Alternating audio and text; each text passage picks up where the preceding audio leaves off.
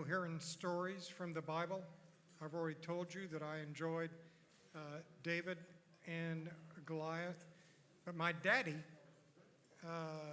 every night, would tell myself and my two sisters stories about Huey, Dewey, and Louie.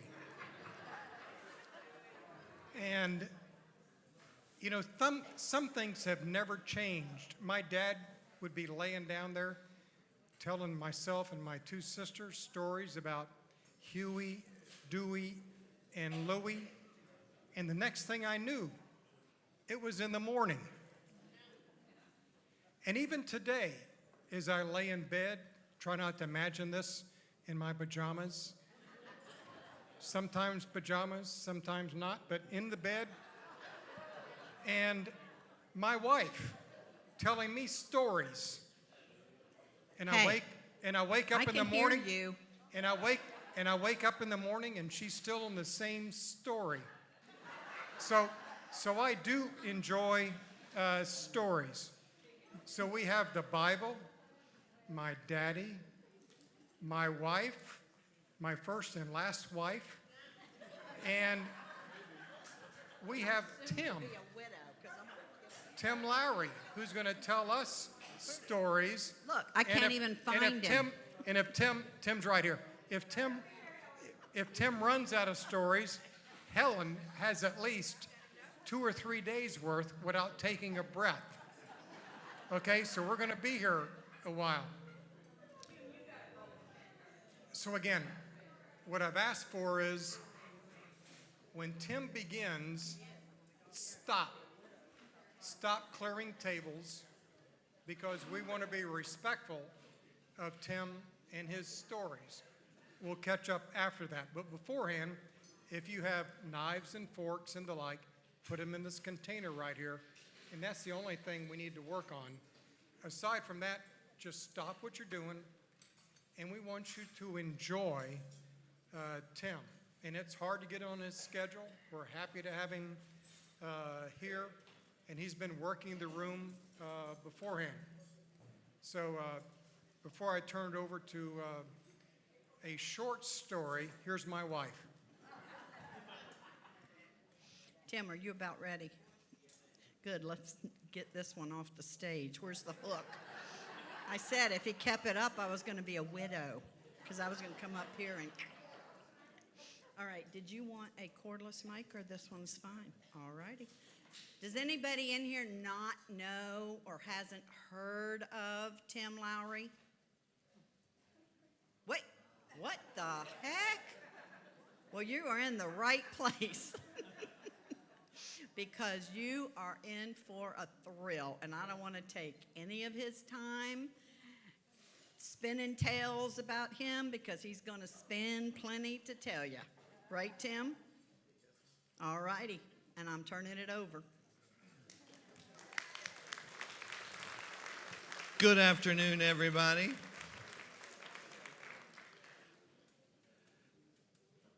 Our host was talking about his daddy telling him stories to help him fall asleep at night. I get paid to do that, y'all, and my daughter will not tolerate it. I have one of my 2 daughters with me today. She is studying business math, and I said, good, you can come and run my sales table. So my older daughter, Libby, who will be 15 next month, is with me. My younger daughter, Bethany, who will be 13 tomorrow, is at school today. But when she was a tiny little thing, now, well, I'll tell one on Libby, equal time. When Libby was a tiny little thing, from the time she was really little and very young, she did not nap. She did not sleep. Now, she was never a disturbance. She just didn't close her eyes. She was just awake. I'd go in and check on her, and she'd lay in her bed wide awake. I'm like, you got to go to sleep. She just never needed a lot of sleep. And when she was a tiny little thing, I was trying to get her to fall asleep, and I thought, I know what I'll do. I'm going to tell her the story of the wide-mouthed frog. And he goes hopping down the road, and he meets all these animals. And eventually he meets an alligator, and he says, what do you feed your babies? And the alligator says, I feed my babies wide-mouth frogs. And he says, oh, that's nice. Thank you very much. And I thought, I will tell her that story. But to make it long, I'm going to start with the letter A, and then go to letter B, and the letter C. And I'll have an animal that starts with each one of those letters that the frog meets, and we'll never get anywhere near C or near Z. About H, she'll fall asleep. We did the English alphabet, the Greek alphabet, the Hebrew alphabet. I was like, you have got to go to sleep. One night I was working late in my office, which is the room over the garage. Speaking of the wide-mouthed frog, the frog, finished room over the garage. And Libby she was tiny. She might have been 3. She would not go to sleep. And I thought, I know what it is. She wants to know what I'm doing upstairs. And you know how you do those things as a parent that seem like a good idea at the time, and then you live the rest of your life regretting you did that? I went and got a piece of paper and put it on the floor, and I said, here's the deal. You may stay up with me in my office as long as you stand on that piece of paper. But the second you get off the paper, you have to go to bed. She stood there for 75 minutes, y'all. I was just busy typing on the computer, and she just stood there quiet as a mouse. I would look over and say, you ready to go to bed? No. And she'd just stand there. So I tried storytelling with my younger one, Bethany. Once upon a time, and she puts her arm on my shoulder and says, Dad, be quiet. I'm trying to go to sleep. And that's as far as I got. Consequently, since my family doesn't want to hear what I have to say, I have a variety of products to sell you. And I will forget, so I'm going to talk about these things before I talk about other things. Back there on my sales table, there are all kinds of business cards, and they have pictures of yours truly and those little QR code things that you zap with your phone, and it will zip people who are much more technologically advanced than you or I to a product that they can purchase and download. There are 5.5 hours of folk tales on one. There are 5.5 hours of stories of Southern experience on the other. And then there are at least 200 years of American history on a third. So if those appeal to you, those cards are free, but they are extremely valuable. I mean, Mickey Mantle's card now sells for well over $500,000. So keep this. It's an excellent investment opportunity, and you can download stories. This is more my speed. Y'all remember these? A compact disc? I have some of those back there as well. And they're now $5. I almost need to pay you to take them off my hands. But there are CDs back there. And for at least 20 years, people have been saying, you should write a book. I saw my dear teaching friend, Beth Nichols, sitting right over there. Beth, do you remember our book that we used to keep behind the encyclopedias in the book room at Goose Creek High School? It was titled Only in Goose Creek, y'all. And we teachers would go in there and write down the awfulest things that we had witnessed as educators of the youth of America. And we all had a pact. If they ever tear down this school, somebody has to go and get that book because it's filled with incriminating evidence. So for 20 years, people have been saying, you should write a book. And I said, well, I never have time to sit still and stop talking long enough to write a book. And God heard that and sent a pandemic. And said, now you've got time to sit still and write a book. So I did. This book is called Haunted by Dickens, and it is a Christmas story, sort of. So every year at Christmas time, I travel all over the United States telling stories, a cut version of Dickens' Christmas Carol, just like he did when he toured the United States in 1867. And of course, when you tell the English-speaking people's most beloved ghost story, someone always asks you, do you believe in ghosts? This book endeavors to answer that question. Do I believe in ghosts? I certainly believe in the spirit of Charles Dickens. He says that he's always standing with you at your elbow when you read about the ghost of Christmas past, the ghost of Christmas future, and of course the ghost of Christmas present. I know the ghost of Christmas present personally. I met him in the Atlanta airport about 3 Christmases ago. I was hired to fly to Anchorage, Alaska, and then drive 3.5 hours over those ice highways like you see on the Discovery Channel to perform Charles Dickens' Christmas Carol for 12 people. And then make that trip all the way back to Summerville, South Carolina. It was a full 24 hours travel time to the show and a full 24 hours travel time home for a 90-minute gig. And they paid me enough that it was worth all of that. And I said, how can you afford to do this? And they said, it's easy. Whenever we want a cultural experience in our little Indian village here in the interior of Alaska, we just pick up the phone and dial the 800 number to Exxon and say, remember the Valdez? And they're like, what do you want? What do you want? What do you want? They said, Big Oil is always happy to pay for what we want. I said, good, let's work up another show and you can call them again. I highly recommend going to Alaska at Christmas time. Go for what it's known for. I mean, it was -13, but they still played high school hockey in the outdoor arena. The rule was we don't cancel a hockey game until it's 30 below. And I thought they were joking. They said, no, that's true. I stayed in a guest house, and my host family was just down a snowy lane, and they said, you can walk down to our house for supper. We're going to have bear stew for supper, and the only reason we're allowing you to, it was pitch dark at 4 in the afternoon. I mean, black dark. They said, the only reason we're allowing you to walk down here by yourself is all the bears are hibernating. If you came in the summer, we would send an escort with you because you're a greenhorn and you'd get eaten alive before you got here. So it was a great experience. I really enjoyed it. But when I got all the way there, did my show, and then turned around and got all the way back, by the time I got to Atlanta to change planes, y'all, I had double vision. I was totally gone.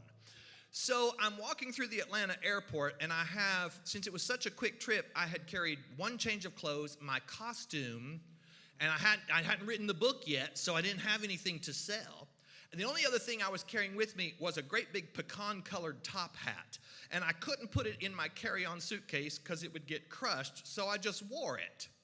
And that worked out really nicely because when you're wearing a 6.5-inch grosgrain ribbon pecan-colored top hat through the airports of Atlanta and the Seattle and Anchorage, you either make instant friends or people just get out of your way. So I'm coming back through the Atlanta airport with this ridiculous hat on the top of my head, rolling a bright orange suitcase, not to be confused with a Clemson fan. I can just find it in a pile up, that's all. And I have this bright orange roll-along suitcase, and I come to the escalator because I'm going to have to go down the escalator and hop a train and be whisked off to another state to catch my next airplane back to Charleston, South Carolina. And I measured because as a storyteller, I might be guilty of exaggeration, at least on Mondays, Wednesdays, and Fridays. So I measured. The escalator is 60 feet long. And I stepped onto it, and I thought, you know what? Somebody is going to want to pass on the left. They do this in the Atlanta airport. You know, they have a quick connection, and you'll hear somebody way up the escalator yell, passing on the left, quick connection, and everybody steps to the right, and they'll run down that moving staircase. So I thought, somebody's going to want to pass me. I should move my suitcase over in front of me so there's a clear path down the stairs. When I started to move that suitcase, somehow it left my hand. And being hard plastic, it shot down that escalator like a Russian bobsled chasing a bottle of vodka. I had no time to do anything but yell, passing on the left, and that thing is hurtling down, and about 30 people on the escalator looked up and just dutifully stepped to the right and watched it shoot past, and it hit the marble tile floor and slid out of sight, and I heard wham, and I thought, I have killed somebody. I removed my top hat out of respect for the dead and hurried down the escalator, checking on everybody as I went by. I think they were truly in shock. I don't think they realized exactly what had happened yet. Y'all, a Christmas miracle. When I got into the train station at the bottom of a 60-foot escalator in the middle of the Christmas travel season in the busiest airport on the planet, there was no one in the train station. My suitcase was on the opposite wall, 30 feet away. It had slid the entire length of the tile floor and had slammed against the opposite wall, and standing next to it was a Delta Airlines employee in a bright red jacket, and he looked up at me and said, "Dude, that was the coolest thing I have ever seen." I said, "Only because it didn't kill you." And I picked up my suitcase, and the train zoomed in, the pneumatic doors opened, I jumped aboard, and the doors slammed shut. And I swear to you on a stack of Bibles, when I turned around and looked out the window, the station was filled with people. Filled with people, all standing in the sprinklings of the Spirit of Christmas Presents torch to make sure that their Christmas season ended happily ever after. So that story, Haunted by Dickens, is filled with tales like that. Absolutely true. Things that might have been ghostly activity, I think it's probably more angelic activity most of the time. Not every place that I go has angelic activity, y'all. This time last year when I spoke to you, I was hours away from taking a school teaching job. Long story short, a school which shall remain nameless because they're doing the best they can with the cards they were dealt, called me and said, "We are desperate for a music teacher." And I said, "I don't teach music." And they said, "We're so desperate, we want to hire you." And I said, "So what do you want me to do?" And they said, "Well, we know that you used to be a certified teacher." I said, "Yes, key word is used to. I let that certification lapse a long time ago. But I was a certified English and speech and drama teacher." They said, "We can get that waived because we are in a tight situation. We know that you have done lots of storytelling. I keep very careful records because the IRS makes me. At this point, I have spoken to 250,000 school children across the United States. And they said, we will let you do your storytelling thing as like an artist in residence until we can find a music teacher." And I just hesitated, and they said, "We'll give you a signing bonus."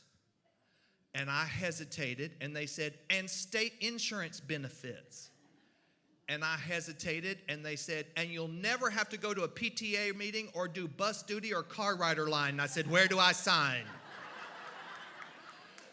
So I had spoken to you last August, and in the back of my mind, I'm thinking, I got to get some lesson plans ready. I've got little kids coming in Monday morning for story time. Oh, y'all. I had a kindergarten for the criminally insane. I had 27 children, 5 years of age, by myself. And all I had to do is say, "Once upon a time," and they could write the rest of a story that was not printable in the police blotter of the newspaper. I am not lying to y'all. I swear. There are cameras in schools these days for security. I could probably go get the filed footage and prove to you what I'm about to tell you. The only thing I'm going to do is change the names to protect the not so innocent. So I had a little boy who sat right there. We'll call him Giggles. He's 5 years old and already on the no-fly list. I mean, you could say, "Boys and girls, today we're going to have a story about a pig." And he would immediately go, "A pig!" with this maniacal laughter. You're like, remove all sharp objects from that corner of the room. Next to him, I had a little girl named Heaven. Now, that is her real name, but we had about 8 of them in the school, so you don't know which one I'm talking about. And she was forever jumping up off the story rug and running over and slapping Giggles in the top of the head, and then running back and sitting down. And I said, "Heaven, stop slapping Giggles in the top of the head." And she said, "I'm Heaven, Mr. Lowry. I'm just sending love from up above." I'm like, "You cannot be sending love from up above. Sit down. Sit down." I went to the guidance counselor and I said, "We need medication in kindergarten." And she said, "Several of them are already on medication." I said, "No, for me. What do you got? Hand it over." So I had Giggles. Next to Heaven, I had a little boy. I'll give you a Spanish term. His name was El Dedo, which is Spanish for the finger. And his favorite phrase was, no inglés, but he knew sign language really well. So I've got El Dedo, and I've got Heaven, and I've got Giggles. And then I've got a little boy. There used to be a cartoon in the newspaper called Dogbert.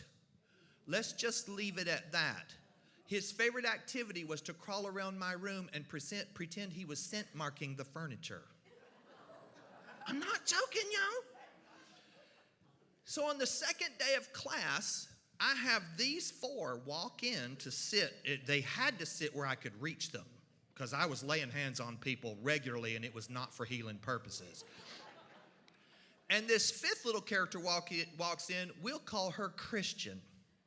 She was carrying her little red Gideon New Testament that the Gideon's organization gives to school children. You know the Gideons. They put a Bible in your table at the hotel. Unless you're staying at Marriott, they're owned by Mormons, so you get a Book of Mormon in your hotel. Yeah. So she's carrying her little Gideon New Testament, and I said, oh, Christian, that's so nice you brought your Bible to story time. I know a lot of Bible stories. Are you going to tell us a Bible story today? And she said, no, Giggles ain't never been to church, and it shows. I'm going to hit him up the side of his head. And that was her way of spreading the gospel. You know, become a Christian or boom, you're going to feel it right away. That book right there was at the press when I started this job. And I was on a contract that would be renewed at Christmas time if I so desired, and they had not found a music teacher yet. I self-published that book. It cost me $4,000 of my own money to have that book designed, edited, printed, and distributed. And I went to the principal and sort of stretched a big one and said, I landed a book deal, so I know I will not be back after Christmas. It was lots of fun, y'all. When I started, my wife said, well, it's probably only going to be a one-semester contract anyway, and if nothing else, you'll get some stories out of it. Oh, I got stories, y'all. Consequently, I have another book at the printer today. Yes. The title is Southern Fried Circus. It will be available October the 1st. It'll be available on Amazon, Walmart, and probably I'll be out on the side of the road hawking books in the farmer's market come Christmas time. I remember when I started school, when I was in first grade, kindergarten hadn't been invented yet. I think there was kindergarten in the big city schools, but I grew up out in the country, and there was no kindergarten at my little country elementary school. So you just started in on first grade, and if my parents had gone to a meet the teacher night, they didn't take me. I don't remember ever walking through the front door of the school until the very first day of classes. And the big school bus pulled up, and I was standing on the edge of the road, and I was 6 years old, starting first grade, and I felt very grown up because I know my mom was in her bathrobe, standing in the door, watching me by the side of the road, but it felt like I was out there all by myself. And I had my book satchel in one hand. It was kind of a pleather product with 2 buckles on the front of it, and in my other hand, I had my Peanuts Charlie Brown lunchbox. And when the big yellow bus pulled up, it was a very thrilling sound to hear those air brakes go pshh. And the door flung open. Now, I lived way out in the country. It was about a 30-minute ride to my elementary school on the bus, and I was stop number 1 at the very end of the route. So when the doors opened and I climbed up the steps, there was nobody else on the school bus except the driver. It was just me all by myself. And the bus driver, his name was Mr. Minx, like a mink coat. Mr. Minx, he looked at me and he said, oh, I'm glad it's a big, strong boy like you that's my first pickup, because I'm going to need your help to drive this bus. And I looked at his arm, and he had a plaster cast that started at his knuckles and went all the way to his shoulder. And his arm had been permanently fixed in a cocked elbow shape. And I assumed that he was desperate to keep his job and did not want to give that bus route to a substitute driver, but he could not work the gear shift with that cast very easily. And so he said, you're going to learn to drive a stick. He said, stand right here. He said, do you know your letters? I said, yes, sir. He said, well, it's just like the letter H. He said, at the top, that's first gear. He said, and I'll match it in this pedal called the clutch. When I say go, pull straight down, and that'll be second gear. And then when I say go again, you go up and over and to the top again on the other side. That's third gear. And then when we get going really good, you'll hear the bus kind of whining a little bit. I'll say go, and you pull it right down into fourth gear, and you're going to help me drive this bus. I said, okay. So I stood there with my Charlie Brown lunchbox and my book sack in the seat behind me, and I learned how to drive a stick the first day of first grade. It was fun. We lurched all the way to school, and by the time we got halfway through the bus route, every other boy on the bus was begging for their turn to come up and help. So over the next 6 weeks, while Mr. Minks recuperated with his broken arm, we had a schedule, and we would take turns who was going to work the stick on the way to school and who else would work the stick on the way home from school. It was lots and lots of fun. And then when I got off the school bus, I went down the hallway, and my classroom was next to the cafeteria. And that's where I met Mrs. Wilder. If you wanted to have breakfast, you could go to the cafeteria, and you could get a piece of cheese toast for breakfast, and, of course, one of those little cartons of milk. And then the other end of our cafeteria, it was a room about half the size of this room, our school cafeteria. And in this corner over here, there was a rug with bookshelves on 2 walls, and that was our entire library. A lady with a mustache came on Thursdays to help you pick out books from the library, and you could keep them for 1 week. And we always loved library time in the cafeteria. And then after breakfast, you would go into the first grade classroom, and that's where I met Miss Wilder. She introduced herself by saying, the name's Wilder, boys and girls, just like a wild animal. And if you don't behave yourself, I'll be all over you. And boy, she meant it too. And we immediately were intrigued because she was such a fascinating human being, but a little bit scary. Yeah, kind of like Santa Claus. You know deep down he loves you, but you still scream and cry when your mother makes you sit on his lap. That was Mrs. Wilder. She kept everything she needed for teaching school on her physical person, like a cowboy. You know how a cowboy take his boot off, fill it full of water, give his horse a drink, he sleeps under his hat, he has guns for shooting a bad guy. That was our first grade teacher, Mrs. Wilder. She kept everything right on her body. She didn't have a pocketbook. She didn't have a little cart full of rolling files. She kept most of the things she needed for educating the youth of Kentucky, where I grew up, down there, close to her heart. She kept money down there. So if you went to the cafeteria at lunchtime and you started looking nervous because you had forgotten your lunch money, she'd say, what's the matter, honey? Did you forget your lunch money? She'd reach in, pull out a dollar bill and hand it to you. And there was change. Lunch was 35 cents then. So there was change. She dropped the change down there. It didn't even jingle around. She kept makeup down there. She had a compact tucked in one side and lipstick in the other. When she had finished her lunch, she'd reach in and kind of cross-draw, pull those out, open up the compact, put on a little lipstick, put that back. She kept a spoon down there. Now, that was not for the cafeteria. That was for reading class. After lunch, you know, first graders go first in the lunch. So you have lunch at about 9:45 in the morning. So after lunch, we would go back and we'd have to sit at our desk. Our desks were so old, y'all, there was a hole in the top right corner where inkwells used to be. And we would sit there with our finger in that hole, going round and round. They were worn smooth as they could be, where kids would run their finger round and around the old inkwell hole. We would sit there at our old-fashioned desk, and she would hand out these paperback books, riveting literature about Dick, Jane, and Spot. Now, you might say, you are entirely too young to learn to read with Dick, Jane, and Spot. This was the mountains of Kentucky. We were a good 10 years behind the rest of the country. So we would read about Dick, Jane, and Spot. See Dick run, run, Dick, run. See Jane run, run, Jane, run. See Spot run, run, Spot, run. Of course, Spot was Dick and Jane's dog. My friend Todd leaned over to me one day and he said, get here with the car, Spot, die, Spot, die. Anything just to liven up the reading, but I think that actually happened because in second grade, Dick and Jane had a dog named Lad, and it was never the same after that. Well, if you whispered, Mrs. Wilder would always catch you.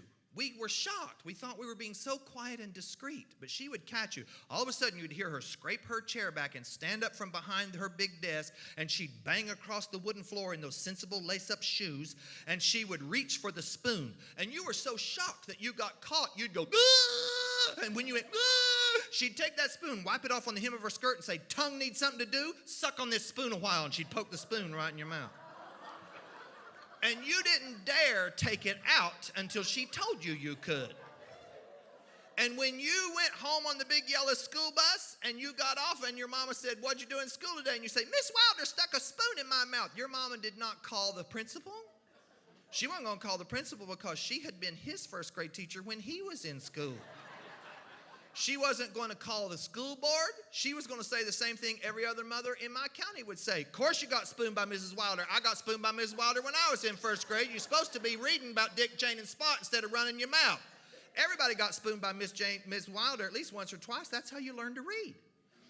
Now, if you talked in math class, she had a different punishment for you. She was going to move you away from your friends.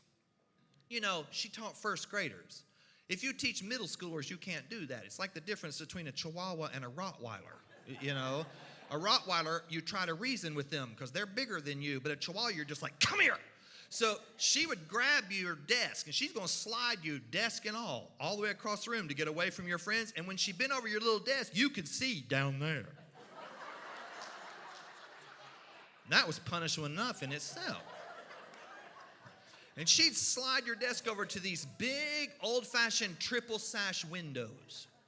And if the window was working properly, you'd raise the bottom shaft, and these chains on either side would go click, click, click, click, click, click, click, click, click, and it would go way up high. And they were balanced with lead weights hanging on the ends of those chains. And if the lead weights fell off, then that window sash is coming crashing down. And so she would always tell us, "Never stick your head out that window." And she meant it too, because in fourth grade, there was a boy who didn't stick his head out, but he lost his finger in one of those windows. It was not his fault. It was on account of the pencil sharpener. Over the Christmas break that year, the school district bought all the classrooms in the district electric pencil sharpeners instead of hand crank pencil sharpeners. And we absolutely loved that new toy. So we would go to the pencil sharpener. I mean, it's like plugging in a beaver, you know, run that pencil down. So this little boy went and he was running his pencil down the pencil sharpener and wasn't paying attention, and he put his hand in the window. And you say, "Now, if this was at the Christmas break, you're back in school in January, why you got this triple sash window open?" Have you ever been in one of those old-fashioned schools with the steam radiator heat? I mean, it's hotter than you know what in those classrooms. So we had the window open in the wintertime, and the chain goofed up, and that thing came crashing down and chopped the end of his middle finger straight off. It flew out on the playground. And my friend Todd yelled, "I know what to do, I know what to do. You put it in milk." Actually, that's for a broken tooth. But it worked. He ran to the cafeteria and grabbed a carton of milk, went outside and got the tip of his friend's finger and poked it in the milk. Principal threw him in the car, took him to the emergency room. They sewed it back on. Next day he was at school. He was fine. But I digress. That was in fourth grade. I'm talking about first grade. So she'd pull you over to that window and she'd say, "Never stick your head out that window." And then she'd point to a tree and she'd say, "You see that tree on the playground?" "Yes, ma'am." "In 15 minutes, I'm going to ask you how many leaves are on that tree. And you better have the right answer." Well, we figured she knew how many leaves were on that tree because there was a plaque on the trunk of it that said she had planted it Arbor Day 1967. So we figured she knew how many leaves were on that tree. And my friend Todd, one day he had to count leaves. He's the one who asked for Spot to die getting hit by a car. And he whirled around and he said, "My brother Spencer was in first grade last year. He had to count leaves lots of times, so I don't care. He told me how many it was on. But you could never get ahead of her." She said, "Every winter they all fall off, and in the spring it's a new number, and God tells only me, so start counting." Of course, school starts in the fall of the year, so the wind would blow and leaves would fall off the tree, and then we'd start crying. She'd say, "See there, you can't even subtract a few leaves from the total number on a tree. That's called mathematics. You need to know this stuff. Now get your desk and get back in line." "Yes, ma'am." You couldn't get away from her. She rode the school bus with us. Yeah, we heard her tell the bus driver, "Why pay for gasoline when the bus will take me to work for free?" She never went to a faculty meeting. We would see the principal say, "Ms. Wilder, we're going to have a little meeting." She'd say, "I can't stay. That's my ride. I got to go." And she'd jump on the bus, and off she went. Now, I was the first bus stop. She was the last bus stop. So she just would step on the bus and just sit right on the edge of the front seat, and then we just went down a little rise, across a bridge, up a rise, and there was our school. So it was a very short ride. Now, she lived in a big old Victorian house way up on the hill above the highway. And many a day, our bus driver would go right up her driveway. She had big area up there, and he could turn a school bus around. So he'd go right up there and pick her up so she didn't have to walk down her steep drive. It was almost like a little lane. It was rather long. But one winter day, we stopped on the highway, and he opened up the door, and he yelled up, and he said, "Wilder, I can't come up there and get you. Your driveway's too slick." It was all covered in a sheet of ice. The roads were clear, but it was cold, and water had trickled down and frozen her driveway over. She said, wait, I can't miss school, I can't miss school. She ran around behind her house, grabbed a cardboard box out of her garbage can, came back out, ripped that thing open flat, sat down on it, went vroom right down the hill, threw it off in the weeds, climbed the bus, said, "Let's go." We all cheered. She put one hand to her heart, immediate silence. The spoon was always present. There are a number of people in my life who are responsible for me becoming a professional storyteller. She would go near the very top of the list. Every Friday, she would say, "Boys and girls, you may come to the story rug." And we were allowed to get out of our seats and come and sit at this big rug, and there was a rocking chair. And if you were really good, she might honor you by asking you to go to the shelf to fetch the big book. We didn't know what was in there. We figured if it is not in the Bible, it is in the big book. And she would set this huge anthology on her knees and open it up and begin to read us fairy tales. The book was filled with all of them. There was the Brothers Grimm. There were all the stories from France collected by Charles Perrault. There were the stories of Hans Andersen. There were Russian fairy tales. And she had been reading this book to children for a long time. I mean, that was what she took on the ark. So she had been reading this for a long time. And so all she had to do was just read the introductory paragraph, and she knew the story by heart. So soon enough, she had set the book aside and was acting out the story and doing voices, and we loved it. And she told you the real stuff, you know. Like in the real Cinderella from the big book, there's no, "A dream is a wish your heart makes." No, there's none of that stuff. Now, one of those wicked stepsisters couldn't get her big ugly foot into the glass slipper, so she took a butcher knife and just hacked her toes off and shoved her foot in the slipper. And the prince would have never known, except blood was gushing across the glass slipper, and that's how he knew. And of course, we loved it. We were always begging, more, read us more. So I learned lots about storytelling from my first grade teacher. I liked first grade so well, I stayed a second year. And then second grade is just a blur to me because of the Conestoga wagons and the cursive writing. Do you remember those Conestoga wagon posters that your teacher would put up on the wall? And every Conestoga wagon on the big white canvas on the side of it, it looked like a pioneer had written a perfect cursive A, and then that Conestoga wagon linked to the cursive B, and on and on and on. And that's all we did our whole second grade year was practice cursive writing.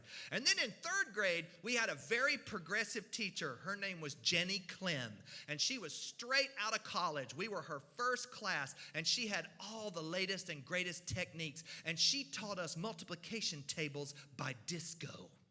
It was fabulous. She had a parquet floor laid in the back of her classroom and a mirror disco ball, and she would play records on a hi-fi stereo, John Travolta's Saturday Night Fever, and we would stand on the parquet floor and go, 2 times 2 is 4, chicka, chicka, chicka, 4 times 4 is 16, boom, boom. And then if you got a multiplication fact wrong, she'd teach you the bump, and she'd go boom, boom, boom, and boom, knock you off the dance floor, and then you had to go sit down till the multiplication disco was over. It was way better than a spelling bee. The multiplication disco, that was the way to go.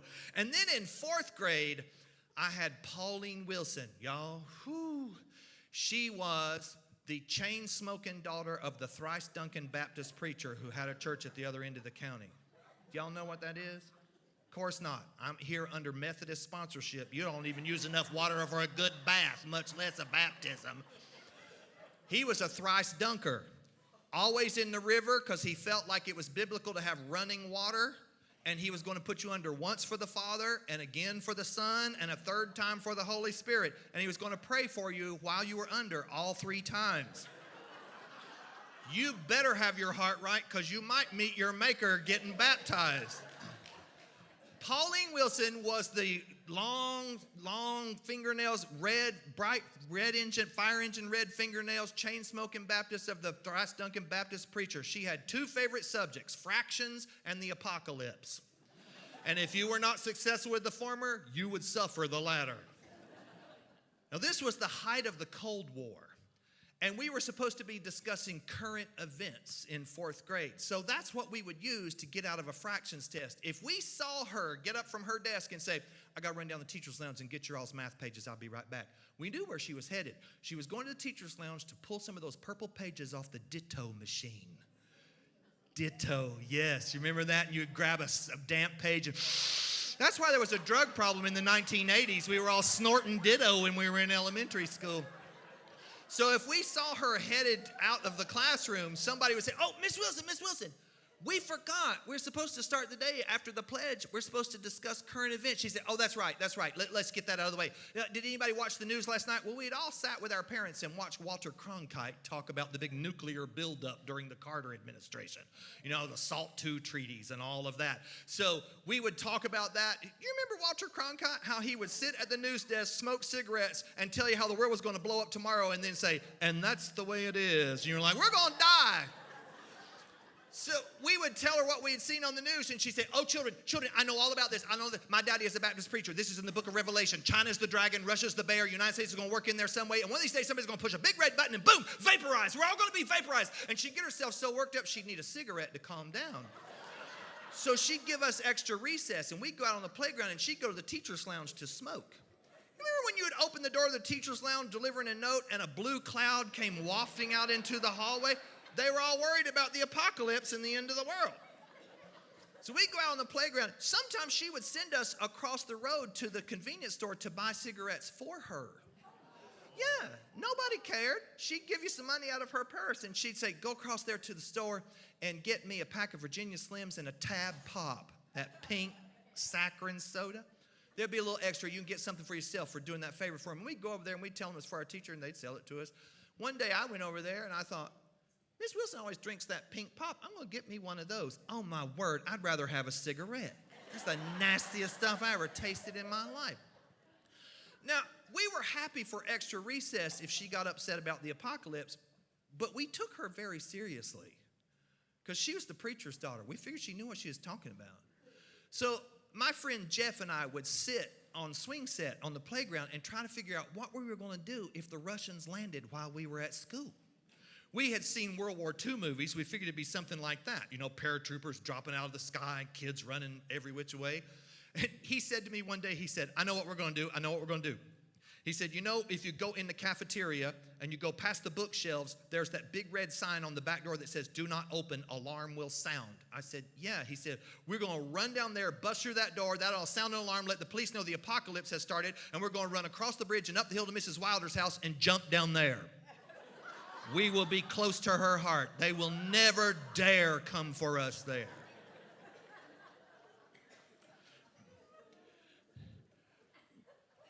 We never felt so secure as when we were in my first grade teacher, Mrs. Wilder's class, because we might have made plans for what we'd do and run away if the Russians landed in fourth grade. But in first grade, we never got out of our seat. Never. I mean, Mrs. Wilder could have gone to town, done a week's worth of shopping, come home and put chicken in the freezer and started something for supper and come back in the classroom, and we'd have been sitting right there in those desks. We never, ever got out of our seat. And you know how she did that? She would tell us stories. As a folklorist and a veteran teacher, she knew that the old fairy tales were often made up to scare children off of real danger that they might stumble into. I learned that in Alaska, when I went on my trip there, the Inuit people and the Eskimo people would tell stories about a wicked witch that lived in a cave and would eat you up and crunch your bones. And that was so that their children in the summertime would not stumble on a sleeping polar bear inside a cave. And Mrs. Wilder knew this. So if we even thought about getting out of line, she'd say, let me tell you a little story.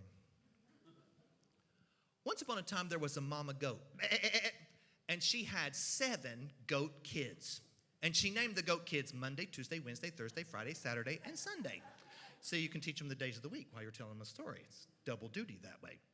One day, the mama goat said to Monday, Tuesday, Wednesday, Thursday, Friday, Saturday, and Sunday, kids, she always called them kids because she didn't want to have to say Monday, Tuesday, Wednesday, Thursday, Friday, Saturday, and Sunday. I'm going to go to the store and buy each one of you a special treat. You stay here in our cottage and keep the door locked because the big, bad wolf is about. And remember, behave. And so the 7 goat kids said goodbye to their mother, and remembering her advice about the big bad wolf, they locked the door, but they forgot all about behave. Soon enough, they were running around and jumping over the furniture and butting heads and having a wonderful time. And of course, as soon as she said butting heads, somebody said, she said butt. She's like, that's not what it means. And that was the last time you laughed at that word ever again in your life. There was a knock on the door. Little goat kids, it's me, your mother. I have a basket full of treats for you. Let me in. Y'all, I have the best job in the world. There's a gentleman sitting right here who hadn't seen first grade in a long time, and he's going like, you never outgrow this stuff. Ever. If you do, you're dead. I'm telling you. They knew that was not their mother. One of them said, no, our mother has a sweet, soft voice. You're not our mother. You're the big, bad wolf. Go away.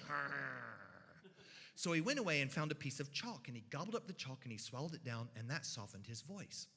He came back to a little cottage in the woods, and he knocked on the door, and he said, little goat kids, it's me, your mother. I have a basket full of treats for you. Let me in. Well, that sounded like their mother. And so they ran to the door, but then the wolf made the mistake of putting his big black paws in the windowsill so he could pull himself up and see those goat kids running to the door. And one of them saw the black paws and said, no, you're not our mama. Our mama has a white hoof. You're the big, bad wolf. Go away.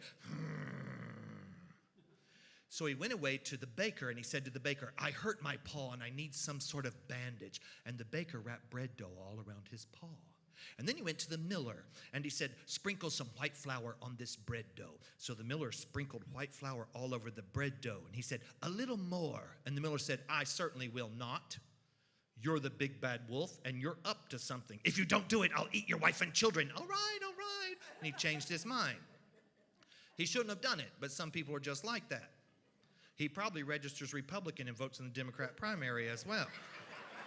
After he'd gotten his white doughy paw, he went back to the little cottage in the woods, and he knocked on the door, and he said, little goat kids, it's me, your mother. See my white hoof in the window? Well, it sounded like their mother. It looked like her white hoof. And so they swung the door open wide, and then all of a sudden, he gobbled up Monday, Tuesday, Wednesday, Thursday, Friday, Saturday, but he missed Sunday goat. Sunday goat had jumped into the grandfather clock case where he was well hidden. And there he stayed until the wolf went away. When the mama goat came home, she saw her house a mess and all of her goat kids missing, and she started to cry. But then Sunday goat jumped out of the clock case and told his mother what had happened, and she said, there may be hope for us yet. And she went trip, trap, trip, trap, trip, trap, trap down the path into the dark forest where she found the wolf asleep under a bush, his stomach very swollen. She took out a pair of sewing scissors from her basket, and she cut a hole in the side of the wolf's stomach, and as soon as she cut him open, out popped bet Monday, bet Tuesday, bet Wednesday. They were all fine. He was so greedy, he had swallowed them all whole. So they were all right. And then the mama goat said, now we have to trick this wolf and make him think you're still in his stomach. So little goats ran around, and they gathered heavy stones, and they pushed them into the wolf's stomach. And then the mama goat took a needle and thread and stitched him right back up. She was such a good seamstress, you could hardly even tell. And then they all went home and locked the door. When the wolf awoke, he said, whoa, feels like I swallowed a sack full of stones. Must be those goat kids and the rattling of their bones. I need a drink of water. And when he stood up, the heavy stones rattled around his insides and pulled him to the left. Whoa. He took a couple stumbling steps, and the stones shifted and pulled him to the right. Whoa. He went down to the river, and when he bent over to take a drink, the stones shifted again, and they drug him down. Oh, splash! And he was drowned. And that's the end of that.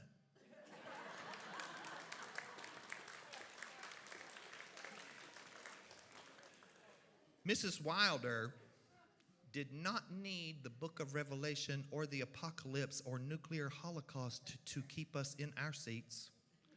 In first grade, she would just stand at the door and say, I'm going down to the ditto machine to get some pages for you.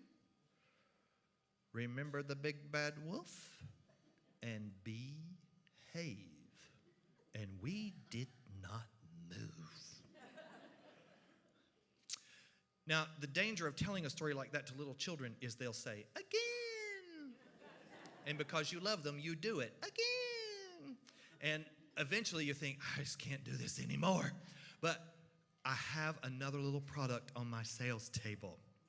A quality American-made Kazubi Kazoo from the Kazubi Kazoo Company of Beaufort, South Carolina.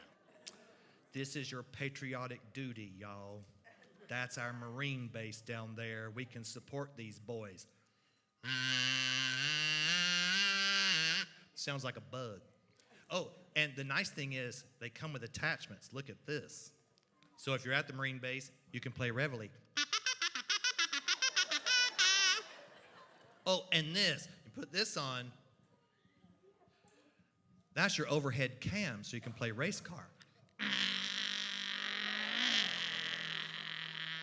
These are great, especially when your grandchildren come to visit and you say, Nana and Papa have a surprise for you when you take the ride back home with Mommy and Daddy. And you hand them this.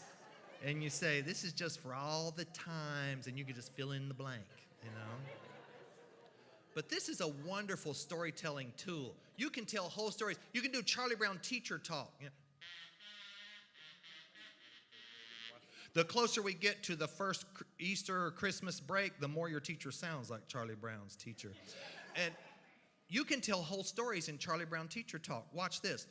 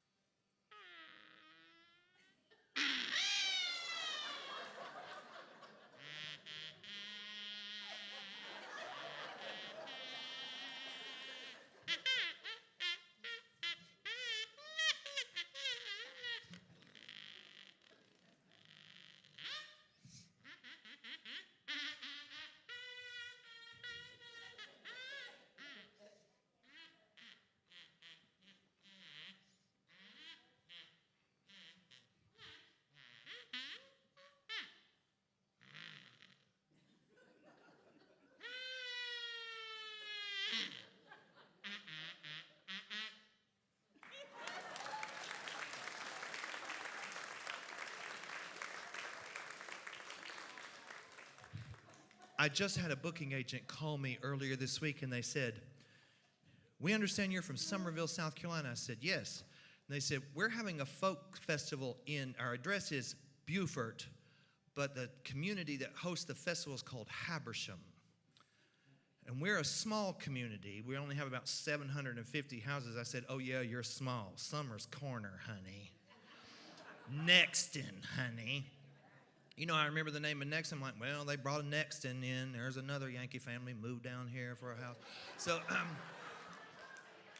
So they said, but we would like to put ourselves on the cultural map. We understand y'all are the birthplace of sweet tea. I said, we are, and you are welcome.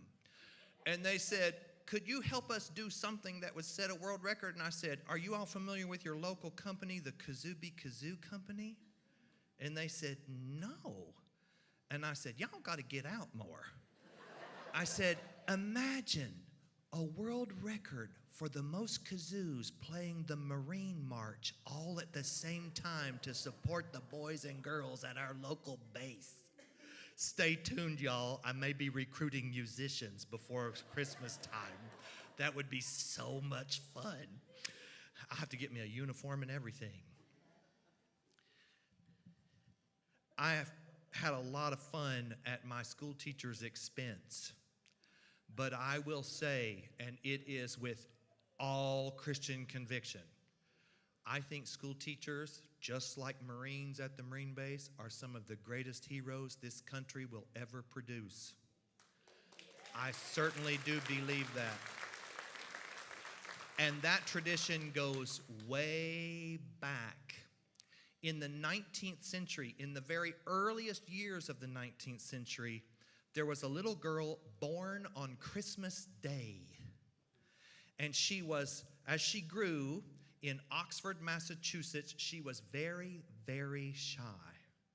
In fact, when she was an older child, 10, 11, 12 years old, she would hide her hands behind her back at church because she was so terribly shy and embarrassed, she didn't want to shake hands with the pastor when they walked out the door at the end of the service. She wouldn't even look him in the eye, always looked down at her own shoes. When she was 16 years old, she was a very conscientious student at the local schoolhouse in Oxford, Massachusetts. And when she was 16 years old, she suffered a case of the mumps. And her father asked a doctor to come to the house and make a house call, but the doctor was not examining her for mumps. He was a phrenologist. Nowadays, we would call that quack medicine. But he would study the shape and size of a person's head and try to predict things about their personality. And after his brief examination to this little girl who her parents lovingly called Clara, it was decided that she was the type of child who would never stand up for herself, but would be fearless in the defense of others. And to help her get over her shyness, she should take the teaching exam and run her own schoolhouse. Well, her father was a very strong personality and insisted that she do that. And she passed the teaching exam easily. And just about 10 days later, found herself standing in the little Texas schoolhouse on the outskirts of Oxford, Massachusetts, with about 28 children ranging in age from 6 to nearly 20 years of age in front of her. She never did know why they called it the little Texas schoolhouse, except those children were as wild as any group of cowboys and Indians. On the back row, there were 4 boys, all of which were 20 years old, and they could not read and write. They only came to school because their fathers made them. She later learned that one of them was mercilessly beaten by his father. And when she looked at them, they locked eyes on her, and there was nothing but fear in between. With her hands trembling, Clara picked up a copy of the Bible. And instead of hitting so-and-so over the head with it, she opened and read the Beatitudes. And when she came to, "Blessed are the merciful, for they shall obtain mercy," she was so moved that she closed the Bible and decided to take a completely different tack than any other teacher had tried with this group of problem students. She dismissed them for an early recess while she wrote a lesson plan on the board, and she heard an altercation going on in the play yard. And when she ran outside, 2 of those big 20-year-olds had one of the smallest kids on the ground. The kid was curled in a fetal position, and they were literally kicking the kid back and forth for a makeshift playground ball. And Clara threw herself in between those 2 big young adult boys and said, "Oh, I see you enjoy athletics, but I think I have a better idea." And she ran to her wagon and fetched a stick and a ball. Baseball was in its infancy in the United States, and she had big brothers who had taught her rudimentary rules of what would become the national pastime. And she said, "How about let's all practice this new game my brothers have taught me. Everybody can bat, and I'll pitch, and we'll all just practice batting the ball." Well, one of the biggest boys snatched the stick out of her hand and banged it on a rock, and he thought, "Oh, this is perfect. I'm going to smack that ball straight back at her. It'll hit her in the stomach. She'll fly over with her heels over her head. Everybody will see her petticoats, and she'll be embarrassed and go home, and they'll cancel school." This is going to be even better than when we set the last schoolmaster's desk on fire. What they didn't know is that Clara was a very good pitcher. And she went, phew, strike one. Zing, strike two. Wham, strike three. And then in a burst of inspiration, she said, oh, and there's a little known rule. If you have 3 strikes, that's called an out, and you have to sit under this tree on the bench and practice your multiplication tables. She struck out all the big boys and then gave the little kids a bit of an easier chance. She earned those children's respect. And then she asked them to all line up, and as they walked into the schoolhouse, she reached out and shook hands with each child and looked them in the eye to say, my name is Clara Barton. You may call me Miss Barton, and I'm going to be your school teacher, and I'm very glad to have you in school. The little kids never had someone treat them as an equal before. And when the big boys came by, Clara milked cows morning and evening, and she had a very firm grip. She grabbed hold of that big kid named Peter Bailey and squeezed down on his hand and said, Peter, I'm sorry you struck out. I'm sure you'll have a better chance tomorrow, but you're going to do a good job for me, aren't you? I know you're a gentleman, and you're going to be a leader in my class, aren't you? And the boy had tears running down his cheeks. She never did know if it was from just shame or pain, because she just squeezed down. The rest of that school term, if anybody got the least bit out of line, she did not read them a fairy tale, and she did not threaten them with the book of Revelation and the Apocalypse. She would just simply walk over and reach out a hand and say, I know this is hard, and I know you're doing your best, and I would just like to shake your hand and thank you for your effort. And then she'd squeeze hard. By the end of the year, she had won the district award for the most improved school in the county. And when the district superintendent gave her the award, he said, I don't know how you tame these wild children. And she said, I don't have any wild children. I have ladies and gentlemen all. Her school went from about 28 students in a one-room schoolhouse to a boarding school of over 400 problem children. She became principal of a whole new educational system. And then the Civil War broke. By this time, those boys that had been in her first class were big, burly men with families of their own. But she couldn't help thinking, what about my boys from Oxford, Massachusetts? So she resigned her position and volunteered as a battlefield nurse. And at the Battle of Chantilly, she invented what nurses now call a triage. When wagons would come off the battlefield with maimed and scarred and wounded men bleeding, she would assess the situation, broken limbs in one line, bullet wounds in another line, gaping wounds in a third line, so that the most intensive wounds could see the doctor first. That was her idea. And a young man was brought up in a wagon. He had fallen face first in a mud hole. He was so covered in mud, she could not even see his eyeballs. She didn't have any supply on her at the moment, so she picked up the hem of her skirt and chewed it till it was wet and used her own spittle to clear the mud from his face, and she could see his lips moving.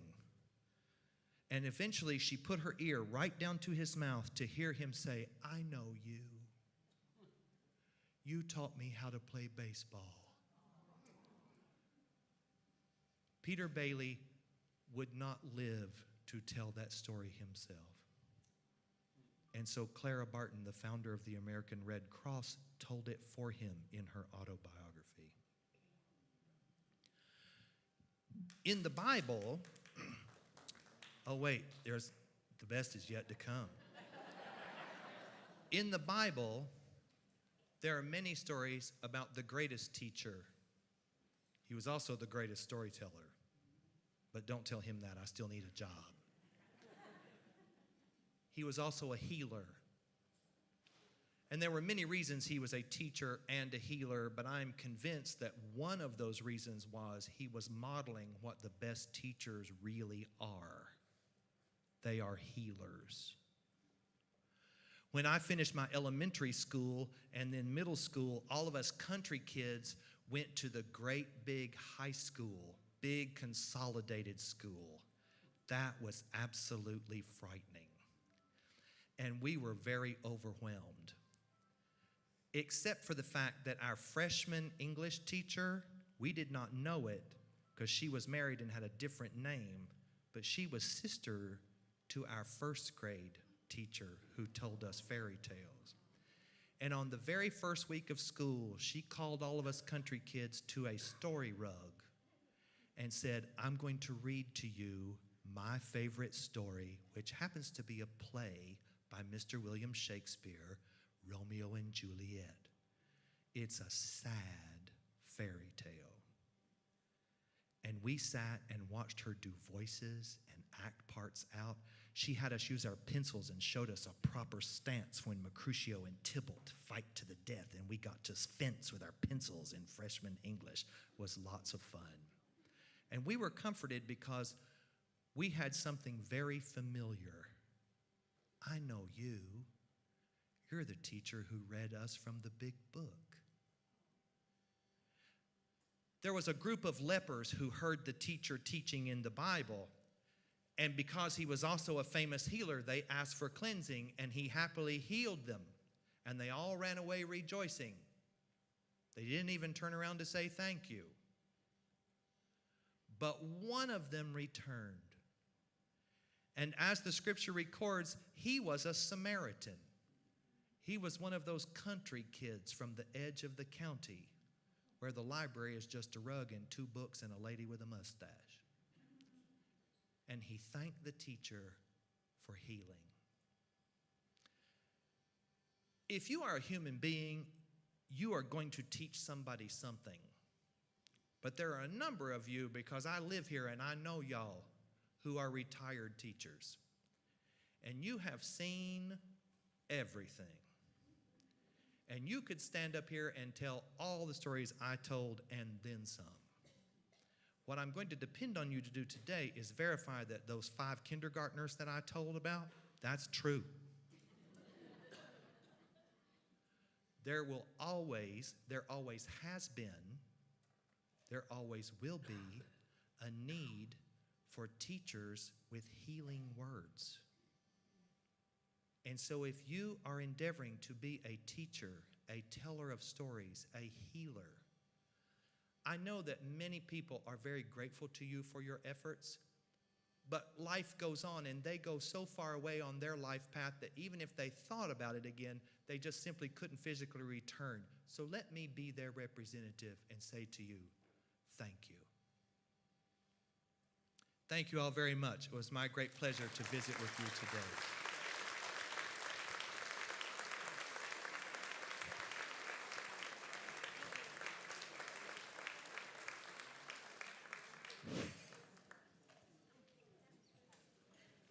Thank you, Tim. Let's give Tim one more hand, please.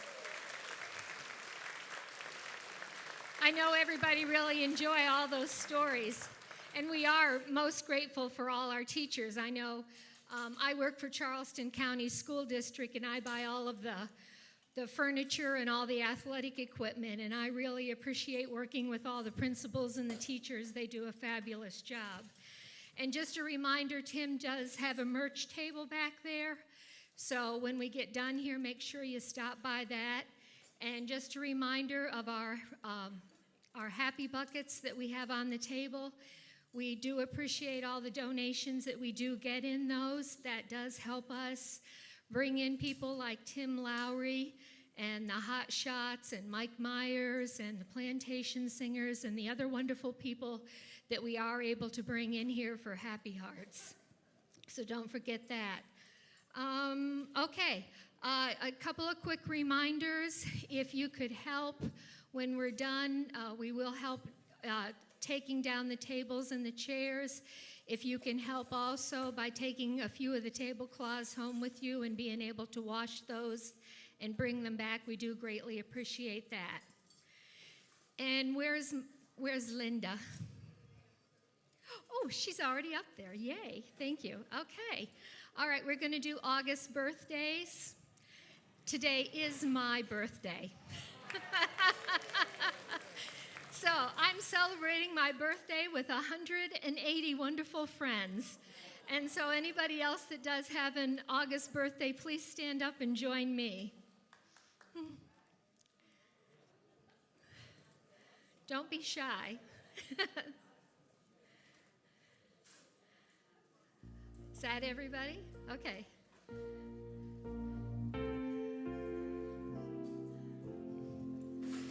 Happy birthday to you. Happy birthday to you. Happy birthday, dear all y'all. Happy birthday to you. Happy birthday. Thank you. Okay. All right. And while we're clearing up, we're going to do our closing song, Sweet, Sweet Spirit.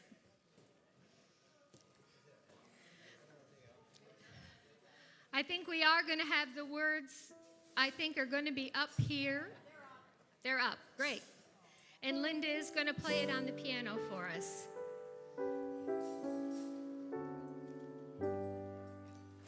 There's a sweet, sweet spirit in this place, and I know that it's the Spirit of the Lord. There are sweet expressions on each face, and I know they feel the presence of the Lord. Sweet Holy Spirit, sweet heavenly dove, stay right here with us, filling us with your love. And for these blessings, we lift our hearts in praise. Without a doubt, we'll know that we have been revived when we shall leave this place. Okay, if I could have everybody just be still for 1 minute, I'll dismiss us with a word of prayer. If everybody could be still for just a second.